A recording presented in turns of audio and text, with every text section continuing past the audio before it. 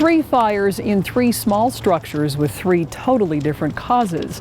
Now West Metro recruits will take a turn at fire investigation, trying to determine exactly where and why the fires started. How the training is making them better firefighters. Coming up in this West Metro update. Jeffcom 911, what is the address of the emergency?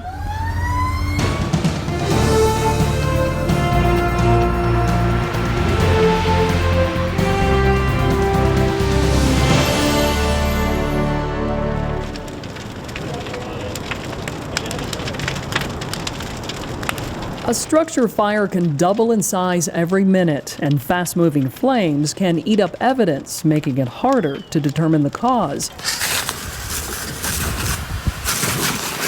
Not to mention the potentially thousands of gallons of water it takes to put it out. Then I want 3 more on deck, ready to go. West Metro's fire investigators are trained to scrutinize the smallest details, and the recruits in Academy Class 2101 are getting some insight on what to look for and how to preserve what clues may be left behind. The recruits built the 3 structures with construction techniques based on typical homes in West Metro's district. And after first learning about fire investigation, the class watched their handiwork burn to the ground. The lesson here, fire behavior and how fire moves through different types of structures.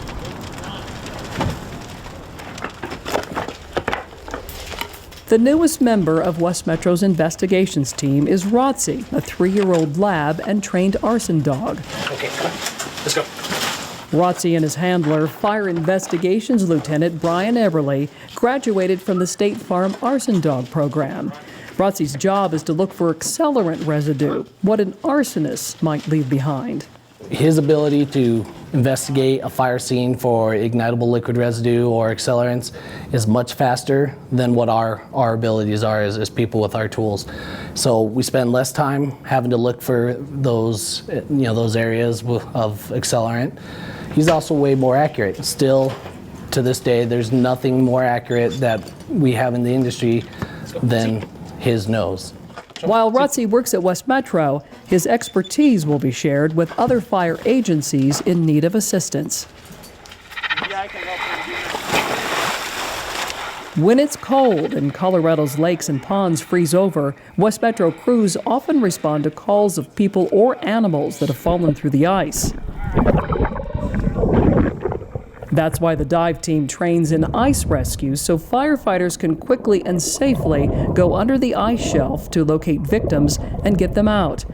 Even with proper equipment, though, it can get very cold. So imagine being in the water without it. To stay safe, stay off the ice.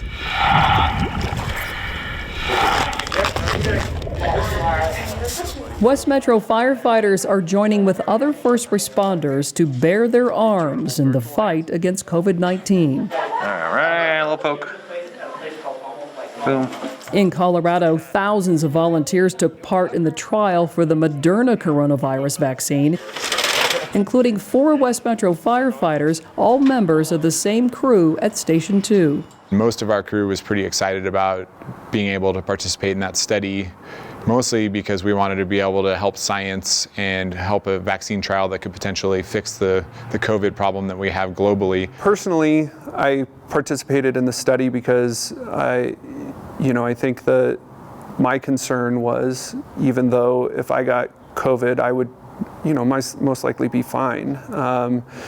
But I would be worried that I would bring the virus home to my family, to my wife, to my daughter, to my parents, to my wife's parents. That was all really concerning to me. Engine 2, full victim. I was also concerned that in our role, if I were asymptomatically infected or pre-symptomatically infected, I was worried that while we were going on calls to help people, that we could actually be the vector of transmission. So kind of our overarching mission of the fire service is to be able to help people, and I didn't want to be part of the problem.